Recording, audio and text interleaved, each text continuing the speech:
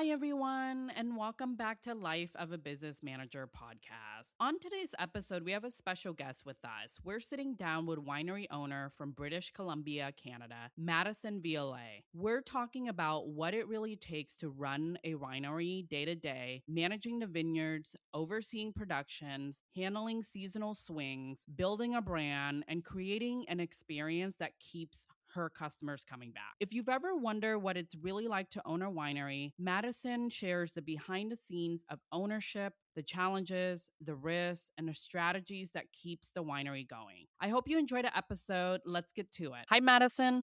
Hi, how are you? Good. Well, welcome to the podcast. So, just a little bit of an intro. Madison, we got in contact because you listened to our podcast and then you just reached out to me.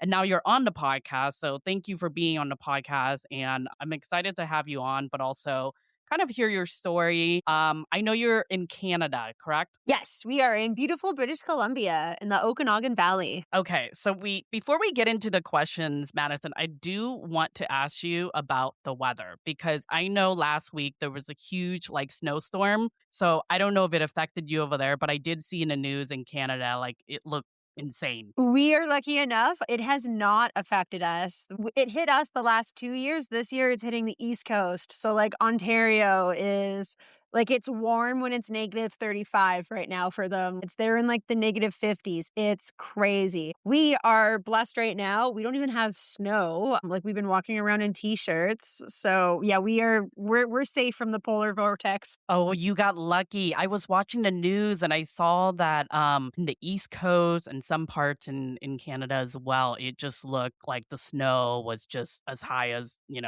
blocking out the cars and everything. It Oh, looked it's crazy. crazy. Full towns are, shutting down. You can't get outside your door because there's so much snow. Yeah, it looked really crazy. I can't complain. I'm here in California. We definitely got the good California vibes coming up. It's all that warm weather from California is coming up here right now for us, so No, that's great to hear. Well, let's get into it. Why don't you just start just introducing yourself a little bit, just a little bit of background. Absolutely.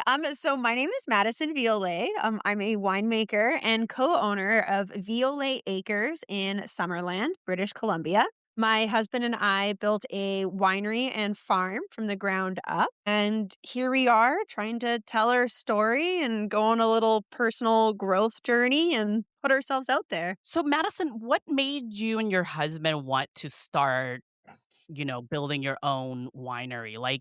Take us back to just a little bit of what you did prior to that, and maybe tell the audience a little bit of a story, especially for anyone listening out there that do want to open their own winery, but also want to open their own business, right? Right. So I've been in the industry for 10 years now. I was doing a bunch of different stuff. I started more in the restaurant, hospitality side, and that's kind of what led me to go down the sommelier journey. And then from there, was lucky enough to get a job in a tasting room at actually one of the oldest wineries in BC. So that was that really set the standard high for me, right off the crack when it comes to wineries. They needed some help in the vineyards. So I started working out there. And then I actually got to harvest the grapes that first year and see what it was like to actually make the wine. And that really drew me to that side of the wine industry. The beautiful thing with wine is it's so versatile. You can be in the bar scene, you can be in a fine dining restaurant, you can be in the liquor store, you can be in the tasting room, winery, you can be selling it. It's just so versatile. And then my husband, he basically grew up in a winery, which was extra neat for him. He's 8 years old driving his dirt bike down the vineyard rows. And then it was kind of both of us. We ended up meeting at this winery and came together. And I think it was less about owning a winery and it was more about building a place, more of a lifestyle that what we were after. So a place people could gather, create memories. That's the beautiful thing about hospitality is it has the incredible power to bring people together. And I think that we were both really drawn to that and being able to share and products that we've created together out of love and spirit and creativity and a little bit of frustration. Of But the course, winery it's really always became the frustration for sure. yes. So the winery kind of became the vehicle for that vision. So what does it we're in California, so obviously we have wineries up here too, and, I would say, I'm a big wine person as well. My husband was selling wine, not anymore, but I do know a lot about wine as well. He was selling wine up north, up in like the Mendocino area. So I'm very, known into wine. And I'm a little bit of a wino. I must say, I'm a little selective when it comes to wine, especially being here, from California. So Oh, totally understand. absolutely. It's hard not to be selective. Like, I think everyone loves to be like, "I'm not a wine snob, but, like, I won't drink certain wines." We're just all I truly wine snobs at the end of the day. Yes, I will be the first to admit I can be a wine snob, and it's okay, I own it. Yeah, exactly. It's fine. We just like to drink what we wanna drink. Exactly, exactly. Do you want to talk about maybe just a typical day of what your day looks like at the winery, but also maybe what are some of your varietals that you specialize in? Yeah. So a typical day is really all over the place because we both wear multiple hats. So we are like very at the core, just a husband and wife team. We have some part-time seasonal staff that comes in. We have like a couple of like contractors that help us out with like fencing and planting, things like that. But it really comes down to us as like the core. So a typical day is it varies, which is definitely something that I love that comes with the job. So sometimes it's like production decisions, other times it's like financial strategy, team leadership. We're working on the guest experience. So unlike California, because we're so north, we do close down. So we're only seasonal. We do focus obviously on online. I'm in our wholesale clients during the winter season, but that really gives us a time to kind of sit down, figure out what we want to do with the tasting room, start planning events. It's more of like a long-term plan. Like I'm already planning into July and it's February 5th. Like, crazy. Almost okay, Yeah, so but, you like, guys do a lot of events I then. still feel like I'm behind no matter how far ahead.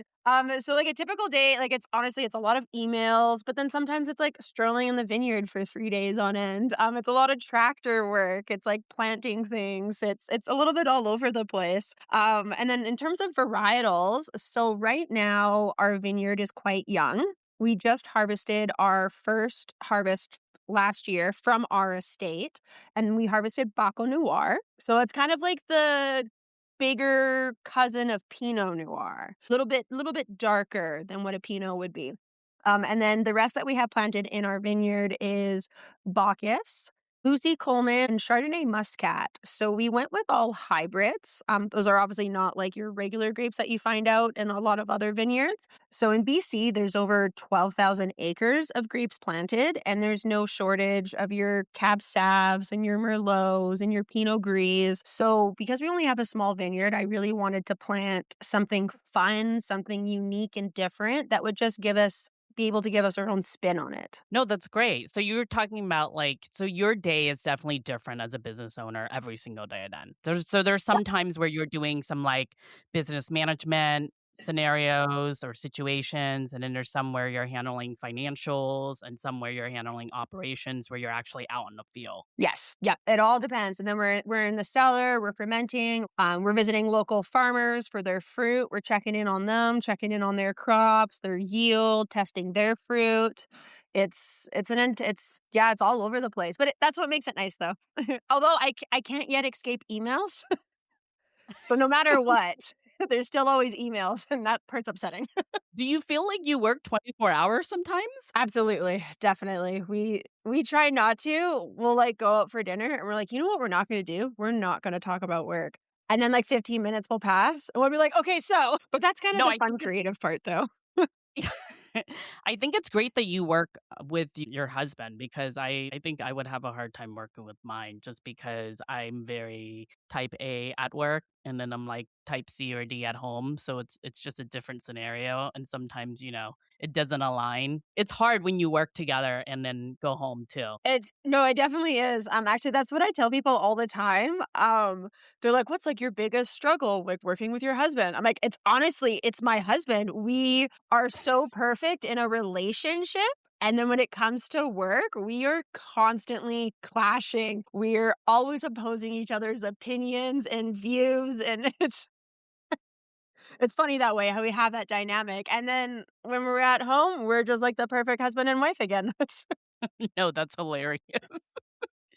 So now that you own your own winery and all of that, do you feel a sense of fulfillment as far as like from your job because you do get to do something different every single day? Like, does that keep you up and keeps you going at least from like than working in corporate? When I'm not overwhelmed, yes, I feel so fulfilled. It is very exciting to be like where I am in this current stage of my life. I think building something meaningful over time is what is the most exciting of it. It's a slow growth. We're really working on our customer base. We have a lot of repeat customers that come to us. They bring their friends, their family, their kids. We're hosting our first wedding this year, which came from a repeat client. They're just like, we love you guys and your place is so beautiful. I'm like, oh my gosh, like you're thinking like this is the happiest day of your life and you're thinking of us. Like that kind of relationship that we have with our customers is really what is like the most fulfilling part.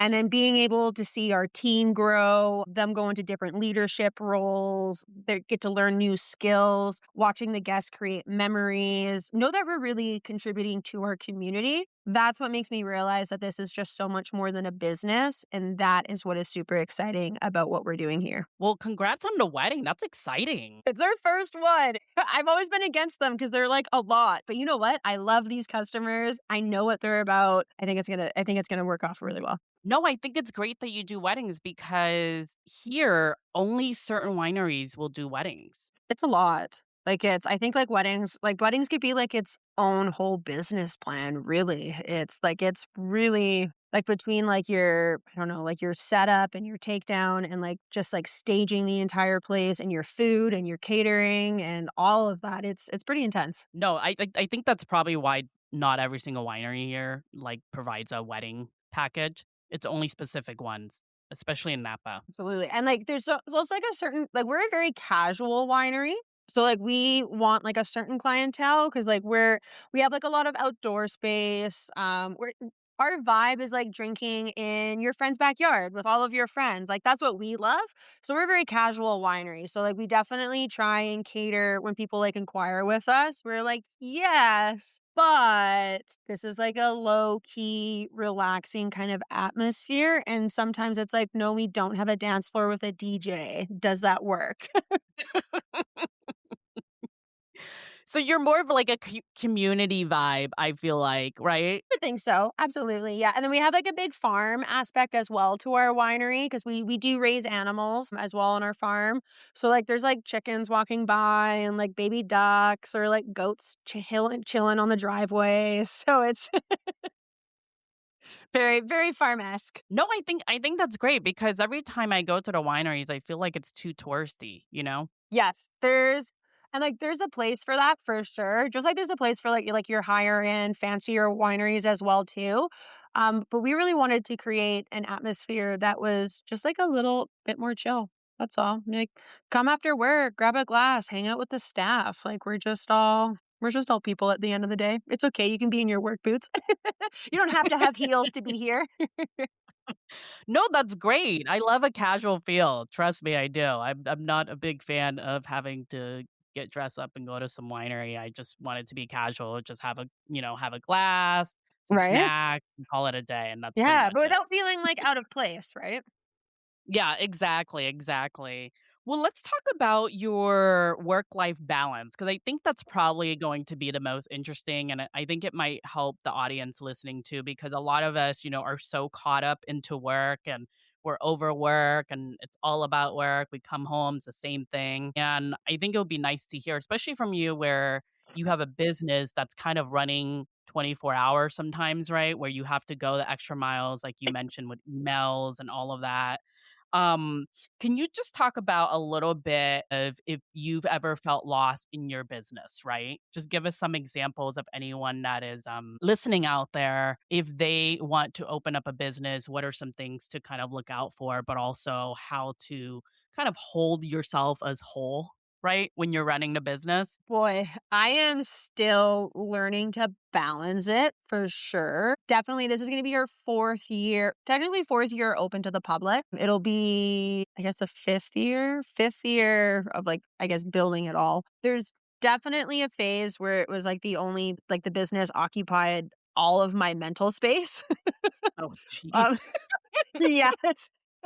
And I'm still learning to balance it, but it's definitely taught me that sustainability applies to people too, not just to businesses. And if you don't take care of yourself, you can't lead effectively. So that was a big eye opener for me. Hobbies are not a bad thing, and taking time for yourself, you don't have to feel guilty about it. Even like I used to get so I'm like, why am I reading a book at 2 p.m. in the afternoon when I could be doing something? But it's like I'm actually reading like a business oriented book, so it is actually helping me. Like it all directly connects, right? So Yes, it's yeah. yeah, sometimes it's you don't have to be working specifically on a business task because overall something that you're doing is helping you, whether it's like it's working out, it's cardio, it's relaxing your brain, it's getting those like endorphins out. It's doing like a paint night class like that inspires me and thinks of events I could do for the winery, and indulging in those moments gets us different kind of creativity going on while also being able to just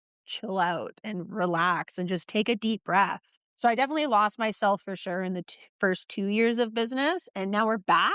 And now we're ready and we're so much better. And we're still like, it's baby steps. We're still getting there, but you absolutely have to take care of yourself or you can't be the best version of yourself, which will directly affect your business. I think that's pretty common though, Madison. I think when you open a business, typically it's like the first 2 or 3 years, right? You're just kind of like 150% just in the business.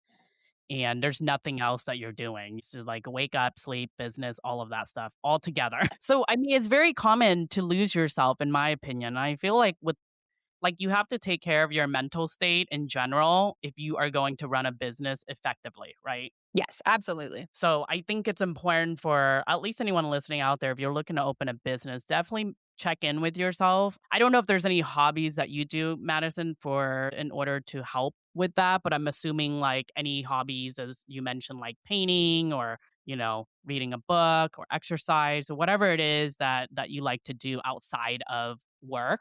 I think helps in regards to like managing the business throughout the whole year. It does. No, for sure. And that's the thing with balance too. It's not going to be something that you just stumble upon. Like, not just like one day, it's just magically going to work itself out and everything is balanced.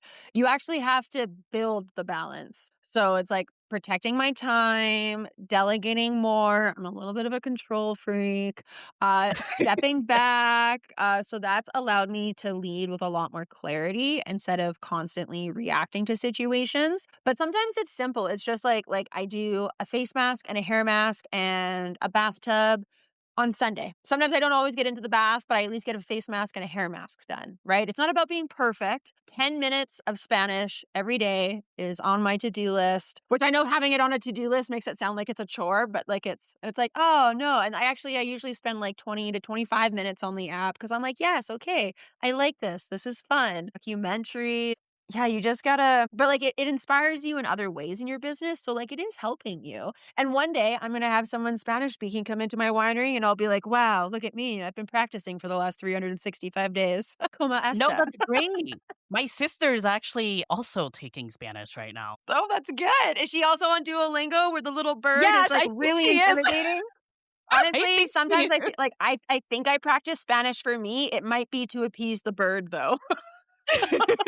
The bird's gonna like show up at my winery one day and be like, it's been 3 days. I'm like, I'm sorry. No, my sister practice in the car, like, before she goes to work. It's actually hilarious, but it's helping her. I mean, I took Spanish in, like, school a couple times. I know a little bit, but I wouldn't say I'm that fluent. I'm definitely better at reading it. It's my pronunciation, but that's okay, whatever. But You you might know as what? well It's just something use it, though. fun though. And my husband speaks fluent Spanish as well too. So it's like he'll like hear me on the app and he's like, "Oh, it's like this." And I'm like, "Oh my gosh, I'm never gonna sound like that." But You it's have to just say something it. fun. Pardon? Yeah, you have to just try it and just say it and just say whatever it is because, it will just help with the dialect of the Spanish and how it Exactly. sounds. Eventually, you'll get there, and if not, you know what? It's actually just, like, really fun to try and learn, and one day somewhere I'll, like, recognize a word. And I do face masks, I do agree with you. Once a week, I try to face mask just to, like, calm myself down after, like, a long week of work, so definitely recommend that as well. Yeah, like, it doesn't have to be, like, these intensive things where you're, like, joining, like, a dance class or something, like, which would also be, like, super fun, but, like, it can be, like, something low commitment where, like, it is flexible if your schedule changes, but, like, you're trying maybe it's not always on Sunday, maybe it's on the Saturday or the Tuesday or something, but, like, you're at least getting it done, and you're just taking that space for yourself. No, I think that's great.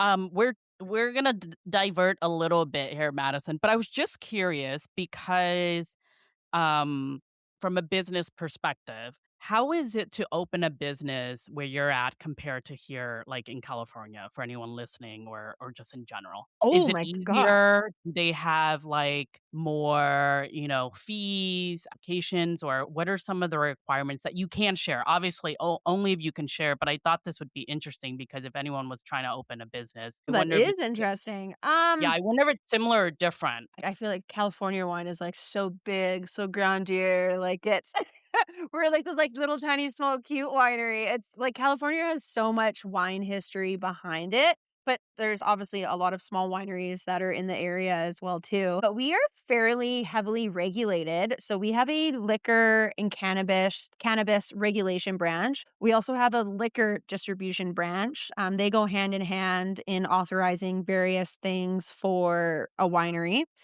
We have an agricultural land commission. So because we are on like prime farming land that is in the ALC, so that comes with its own restrictions as well too. Then we also have the BC Vintners Quality Alliance, and that is like a quality control group. That one's technically optional, but you want to be a part of it because it's like helping to like support the industry and the quality and the fruit that we put forward. What else is there? I guess, and then there's like, I don't know. Then there's like your various tax bodies. So I don't know if it's easier than California. Honestly, our land prices are probably pretty similar. You guys are definitely a lot warmer though. So you get to get a better growing season and you guys can grow a little bit more of like the cool side of grapes or like not cool in temperature, but like neat grapes than we can. We're very north. So like our cab savs can struggle to ripen out here. We are just outside of the desert region, but it gets pretty cool. So we're more of a cool climate. So it's a little bit more on like the green side of the grapes, a little bit more reserved. Whereas like California, you get those like big juicy fruit bombs. So I don't know if it would be easier per se out here. We're also in like a little tiny cute small town. So like we have like this adorable community and like everyone knows each other on a first name basis. Like everyone knows Frank. You don't have to like there's no second last names. It's just, oh, Frank, oh, Tanya, oh. Yeah. Hi, So I Frank. don't know if that's a thing. I mean, that must be a thing in California, but everyone's friends with each other out here. You'll like go to like a friends for like a fire, and it's like half of the district, the city is there as well too. And you're like, oh gosh, you get that permit put through yet? Like, and then you just drink a couple beers together. So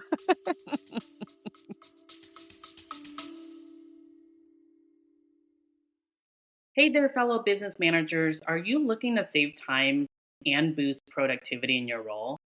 Let me introduce you to my stand store, where I've put together a collection of ready to use business templates designed specifically for people like us.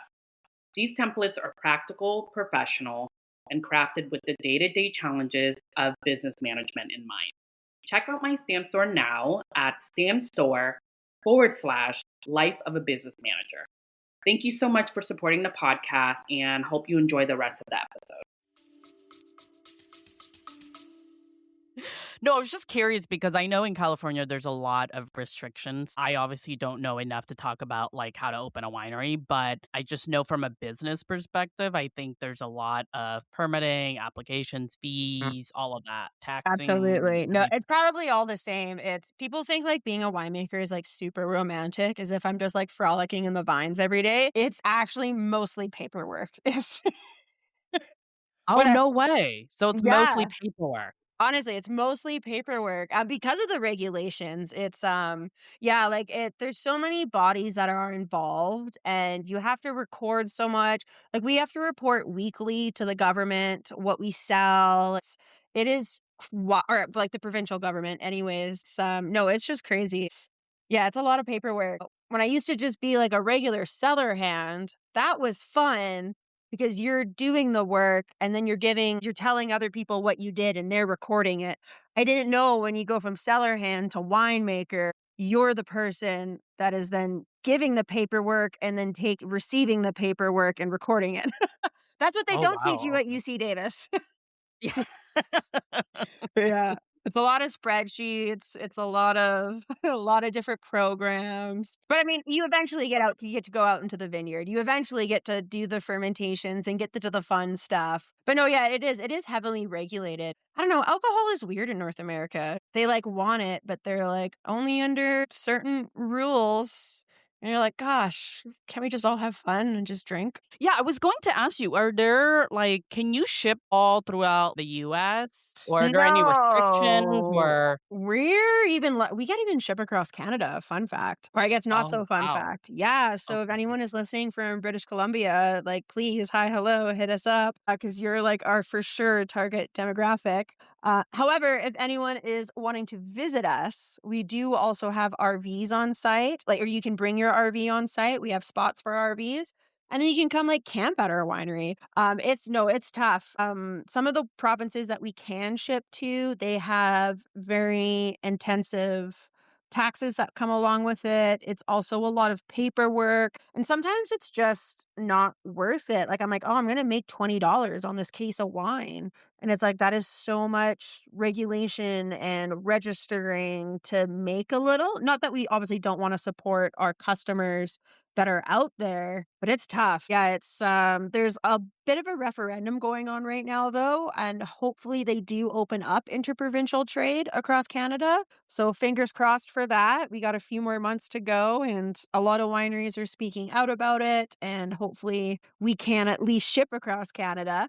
And then we actually are going through our FDA process to be able to ship into the States as well too. Well, that's great. I was going to ask you, what is the ROI on that if you were just to ship a case? Is it even worth it? So you were spot on when you answered that. Yeah, not really. Like, depending on where it's going, which is the tough part. And then, like, shipping is just super expensive in Canada too. I don't know why. I really don't know why the shipping is expensive. But it's sometimes, or depending on where a customer is, it's $50 to ship a case. And it's like, ooh, and like we don't want to pass that on. Like we want to pass on some of it, I guess. Like we try and split it with the customer because it's just really expensive, unfortunately. That is really expensive to ship. Yeah, well, you know what BC stands for? Bring cash.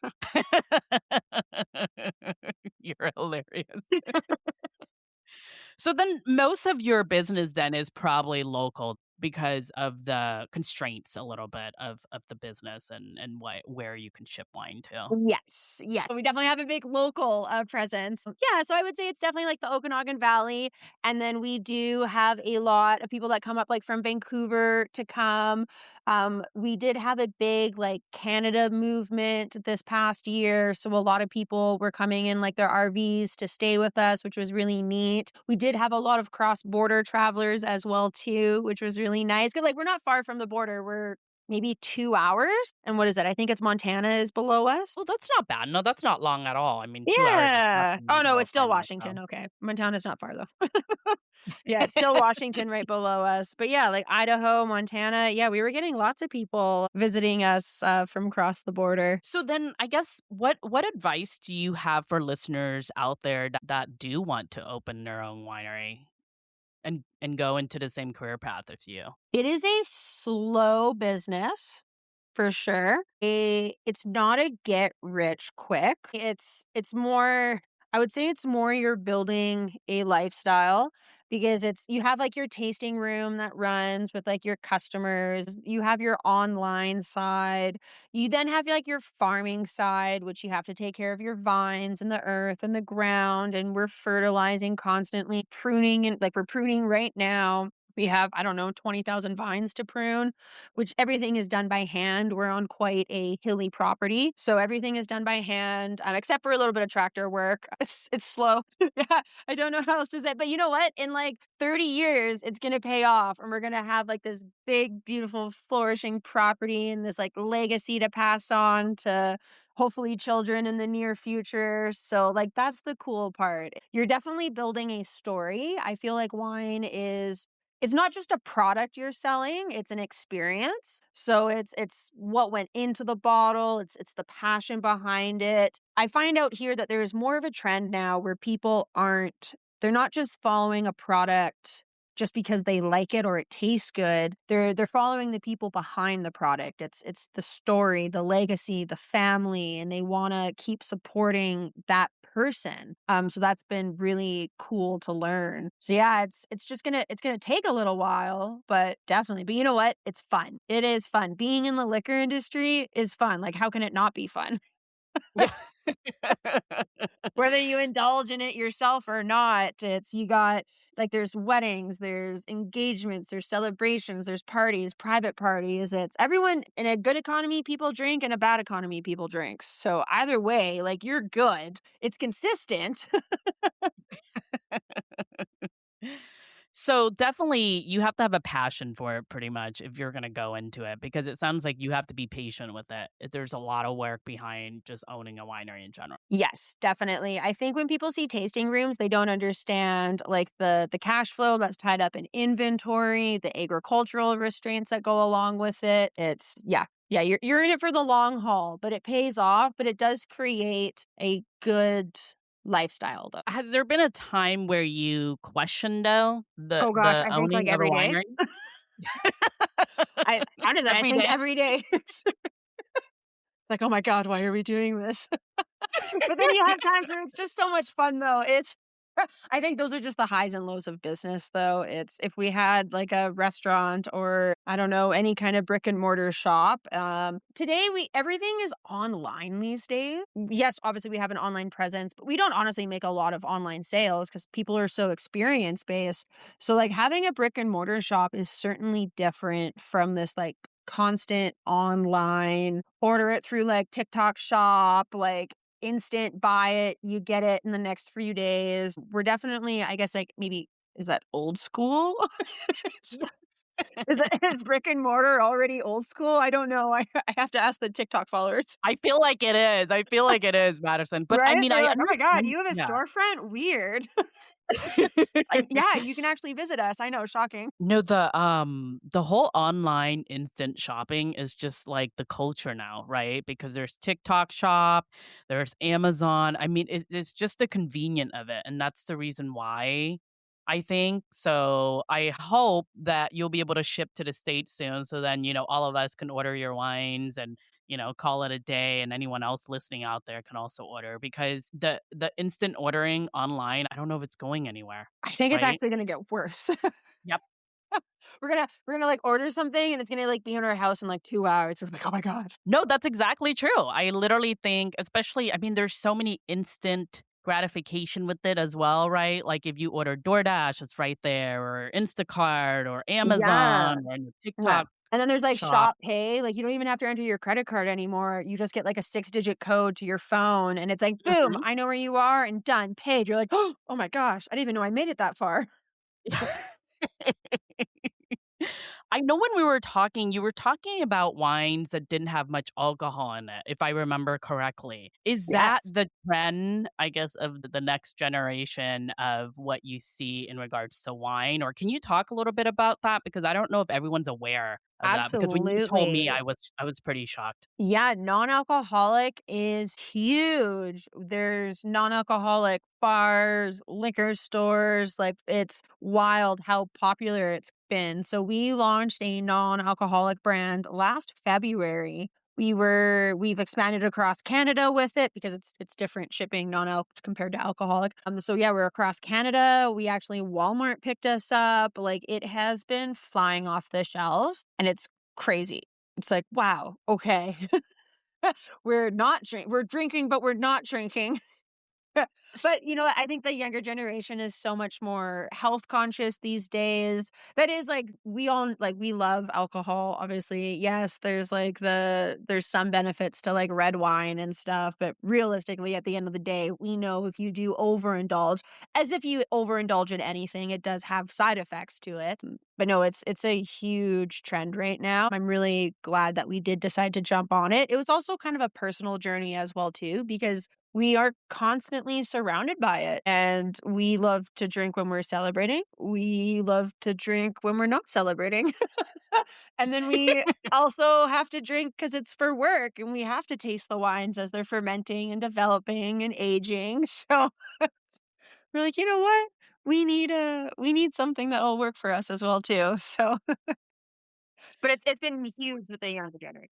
Yeah. Are you able to describe maybe a taste of one of them, Madison? Because I'm a little bit like, I guess if it doesn't have any alcohol, what is a comparison to like the type of liquid that it is that you're drinking? If I'm describing it right here. Not grape juice, like everyone Okay. says, not grape juice. So there's a couple different methods on how you can actually make non-alcoholic wine. So you can do like a traditional distillation method.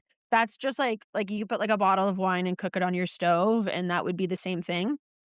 Because you're just like literally steaming the alcohol out. You can also do reverse osmosis where you're filtering out the alcohol. Reverse osmosis is good, but you tend to over filter the wines, I find. And you kind of have to rebuild it after because, like, you take the water out and the alcohol and these things, then you kind of like reassemble the wine. And then we actually do a vacuum distillation, Oh, that's which interesting. yes, it's like a spinning cone technology, and we spin out the alcohol on a molecular level, and it leaves the wine a little bit more intact. So like our red wine, we ferment to a higher alcohol percentage because we find that it leaves a little bit more body left over. So you want your body, you want your tannins, you still want that like fermented grape feel. It's just missing the buzz after 3 glasses. No, I think it's great. It's a great alternative. Like, because sometimes, red wine can give me headaches. Sometimes, not all the Yeah. time. It's Yeah, only certain ones. absolutely.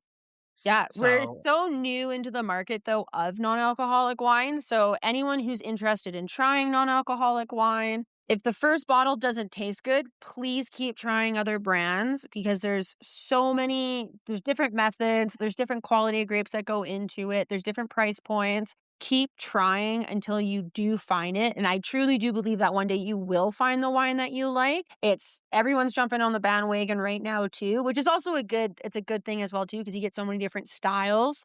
When in doubt, you can always buy a bubbly non-alcoholic wine. Bubbly is fantastic for balancing out wine sometimes. So I've never had a bad bubbly. We'll put it that way. no, I love a good bubbly.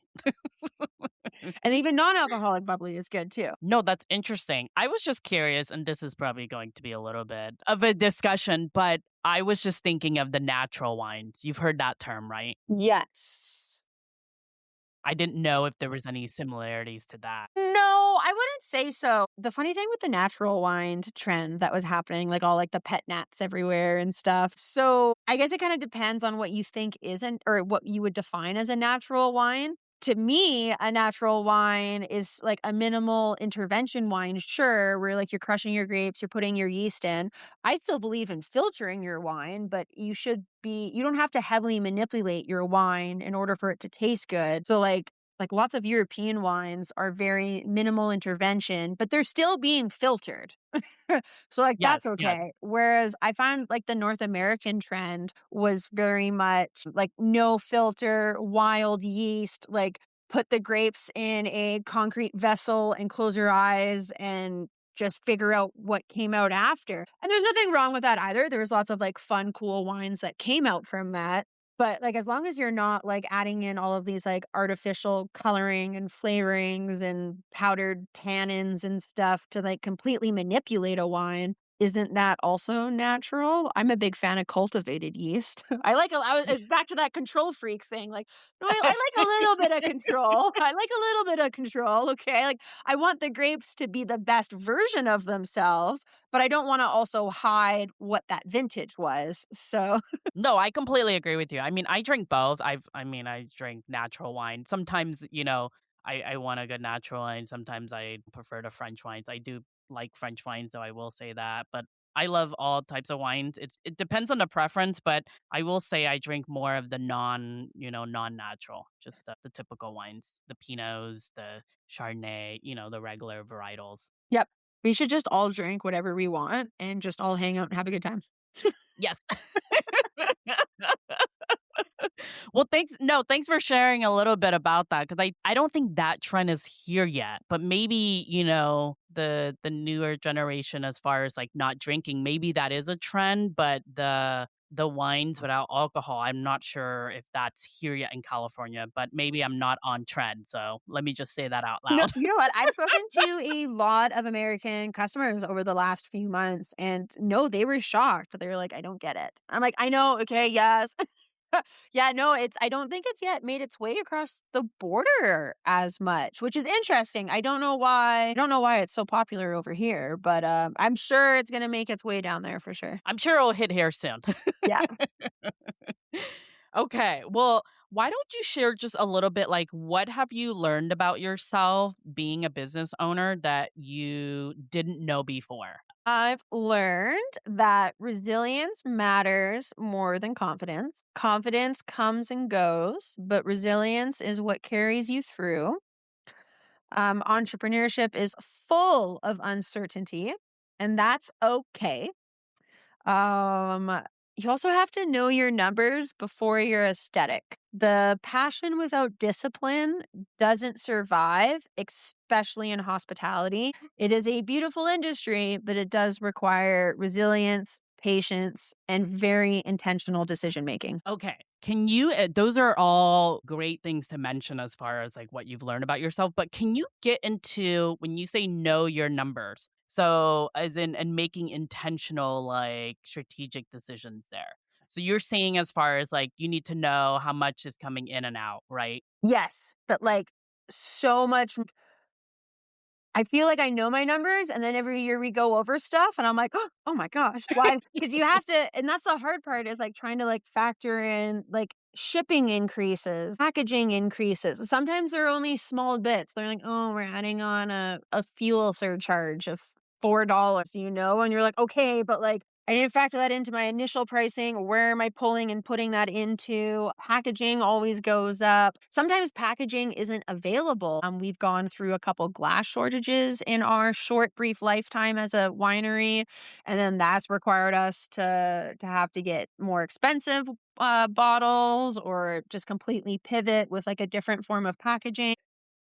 Yeah, it's like a chasing numbers game. Yeah, you just have to like aggressively know every single part of it. I guess basically assume that your numbers are just your expenses are always going to keep going up. I was Uh, going to say, have you noticed that since you've opened a business that your expenses have gone up like every single year? yes, Okay. yes. Yep. Every single year. Sometimes not always in the same categories, but absolutely in every year it's gone up one way or another. Oh, wow, okay.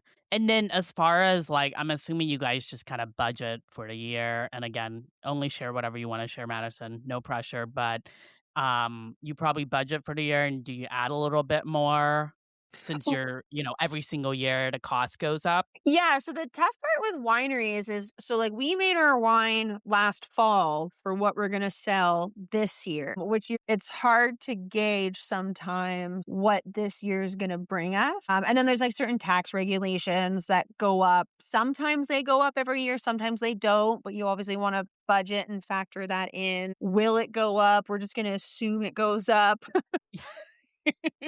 Always assume it's gonna go up. Yeah, That's just always assume it's going to go up. Yeah, whatever your cost is now, it's going to go up. interesting, okay. So, it just depends then. I guess you just make whatever projections that you can with the data that you have. If I'm just thinking from a budgeting perspective, maybe it's because 'cause I'm in doing budgeting right now at work, so Yeah, it's a little bit of a guessing game for sure for us, which I know like someone's probably listening or they will be listening and they're gonna be like, "Oh my God, no, it's like very calculated. You're just not good enough at numbers." Yeah. But like we're making the product a year in advance. Like it's tough that way. No, I don't think you could keep up, especially with the industry that you're in, right? If you are in, like, for example, a different industry that's a little bit more where they work like a corporation, yeah, of course you can make projections that way and have it be calculated.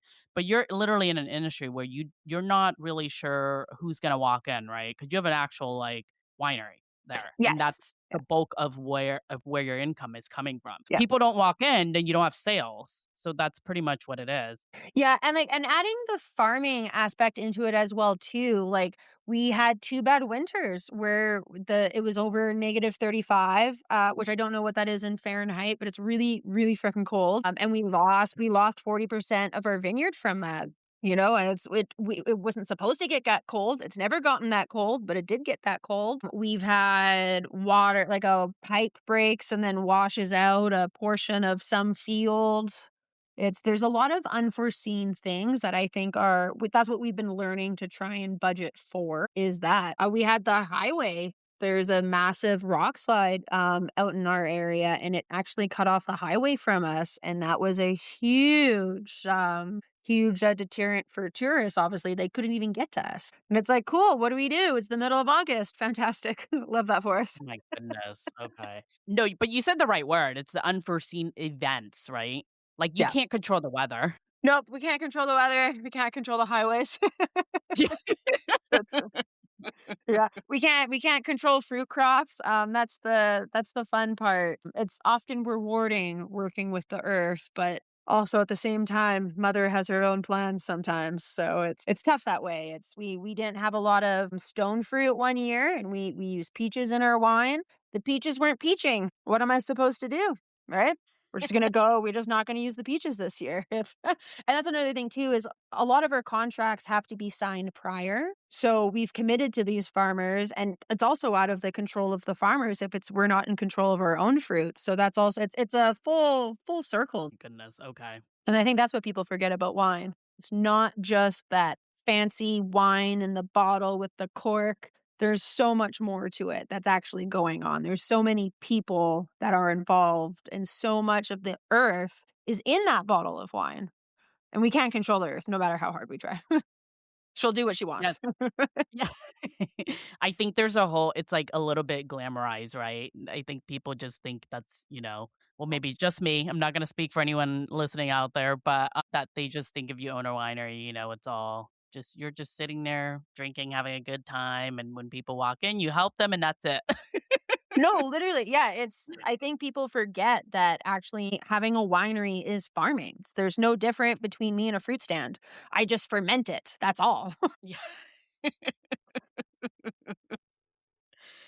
Well, Madison, let's get into some of the fun questions. But I wanted to just give you an opportunity. Is there anything else that you want to talk about in regards to your winery? What we'll do is we'll share, all of the websites in our show notes and also, any your contact information. So if anyone has any questions as far as like how to start a winery and what kind of ideas, they could reach out to you. But I wanted to get into some of the fun questions. Yes. So, what are some of your favorite wine regions or recent bottles that surprise you? Violet Acres Red Blend. I'm a big fan of European wines. Actually, just recently it was my birthday this past week, and we Oh, got happy some. birthday. Thank you. We got some wine sent up from actually the winery where me and Laurent, my husband, first met and eventually worked together and created this entire idea from being there. And they had some amazing reds. So it is winter time, so we're into the Merlots, the Cabs, big fan of Syrah. I do love my Argentinian Malbec.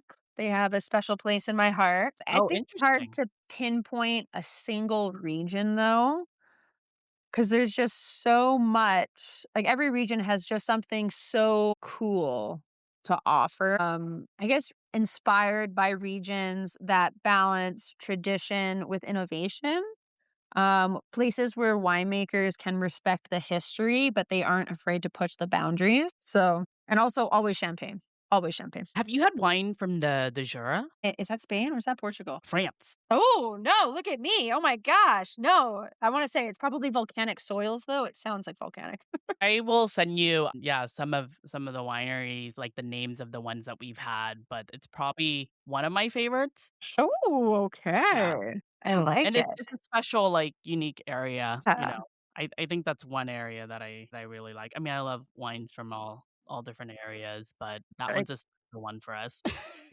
I love it. Yeah, I don't know, like a big fan of Bordeaux's, Burgundies. I feel like that's like so stereotypical of like someone to say though.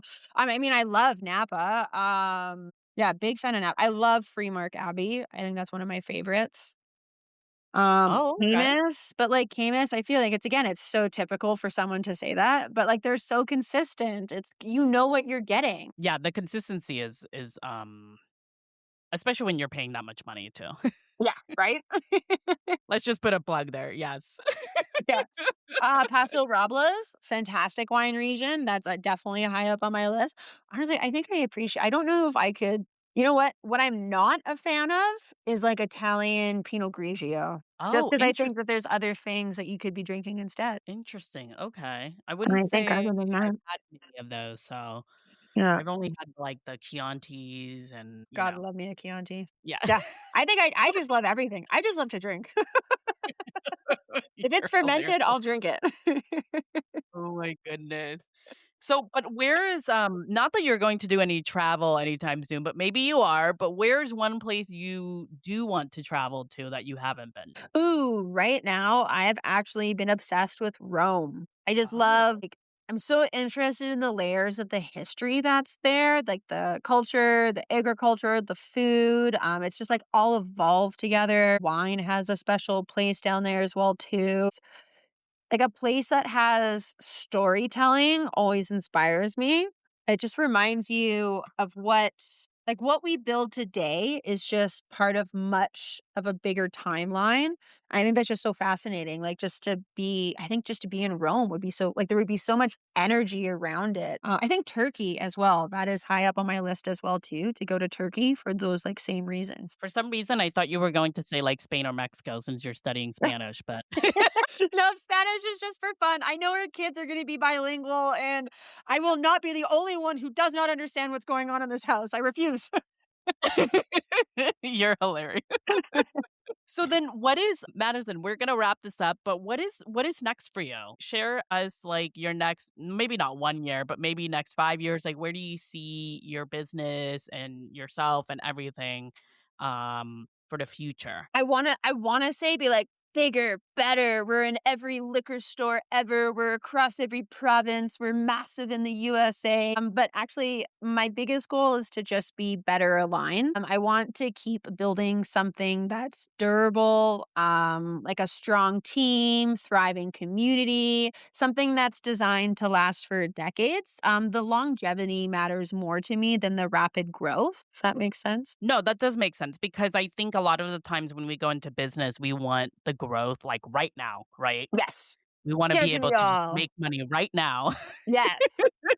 And it takes so many years to get there. And people don't realize that until you're actually in a business, right? Yeah, and every year is so different, from, like, our first year to what we thought and where we would be, and then our second year and third year, I just don't even think that there's a way to predict it. Like, we obviously have goals and stuff, and yes, we wanna keep expanding our SKUs, and we wanna keep, we wanna plant more vineyard and do more state wines. We want more wholesale clients in more locations. We would like to be in more restaurants, that's what we're actively working on, but also we want this balance and we want this yeah, we just it's just like this back to like this like whole like longevity thing. It's we're here for that long-term growth. It's not just about like coming in huge into the market. It's building a good solid customer base. Like I want to know every customer that comes into our tasting room and I want to see them again the following summer and I want to hear what wines they want. I want to hear about what events they want.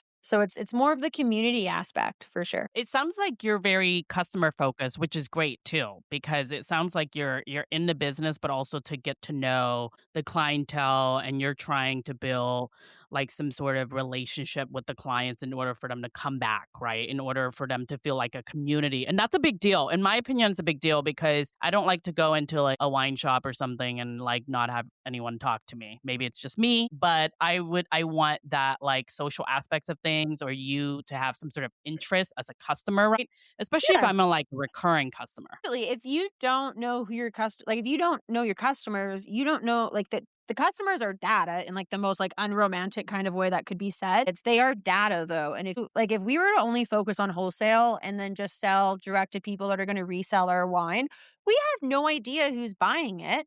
We don't know the feedback. We don't know if they like it. Like it's we love our customers and we love the feedback that they give us. And it's good that you have like a community there. It sounds like it's more of a like a community, like, oh, let's go here and have a drink, like Yeah. like everyone seems to know everyone's first name, as you mentioned. Yeah. No, that's what we love. A lot of our friends have they've turned from customers to now friends. No, it's just us out here because we had actually we moved away from all of our friends and family because we found the perfect property to build this dream. So like we're starting from scratch in that sense, and it's nice to have for sure. No, I think that's good as a business owner, in my opinion, to get to know your clients. Because I sometimes I feel, and this is not for all businesses because I'm not a business owner, so I can't even speak to that. But sometimes I do feel like that needs to be like number one, like you mentioned, like your customers are your data right there, right? This is what is going to either provide you feedback or show you exactly what's working, what's not working. It's right there in my tasting room. It'd be silly In your not to talk to tasting them. room. I mean, sometimes I'm not always feeling social, I'm sorry. Maybe I had a little too much wine the night before, but, like, I'll get there, I'll warm up. I mean, "Hi, thanks for coming." You're hilarious. So I have one last question, which is if you could describe, and this is what I ask to all of my guests, by the way, and it's always a different word. But if you can describe your life journey in one word, what would it be? Fuck yeah. Yeah. Fuck yeah. It's like the fist pump at the end of, what is it, Breakfast Club. Yeah, that's what I would say. If I had to describe I guess that's technically 2 words, but yeah. You're hilarious. Is there another word? No, it's honestly, fuck is so versatile for so many things, so but no, fuck yeah.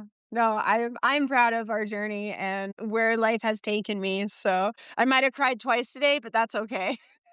You're hilarious. It's the truth.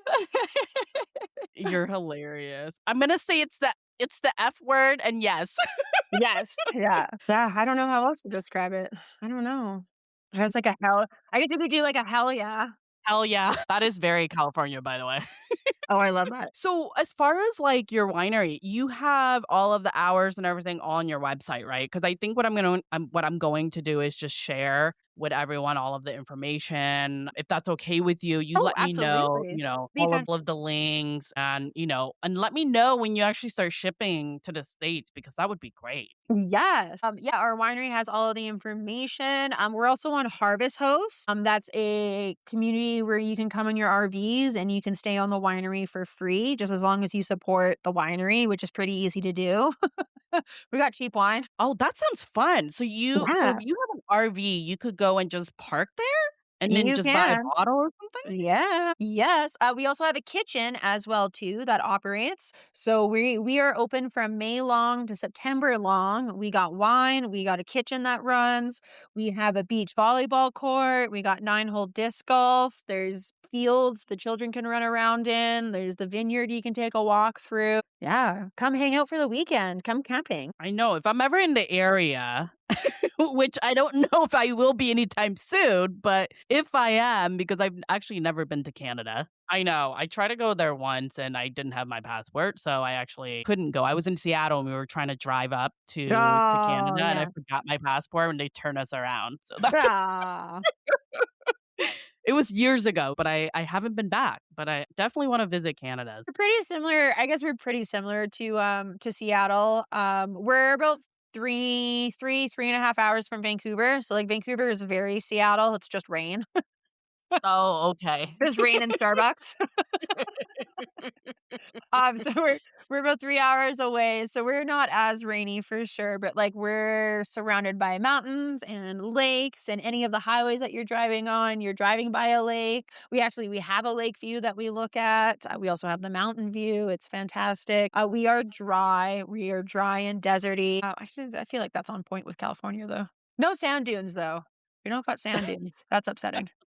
Well, is there anything else you want to share to the audience, Madison, while you have we're on this podcast? Anything you want to share that we haven't shared? Oh, I think we did a pretty good job. Look at us I think go. we did. I think we hit Yeah, a bunch of different topics and some interesting conversations. So I think the yeah, audience will have a great time listening to this episode after I edit yeah. it. I really do appreciate you coming on the podcast. This was such a fun conversation. It's Well, thank you so much for having me. No, this was fantastic. Yeah, no, I look forward to when it comes out for sure. bye. Okay, bye.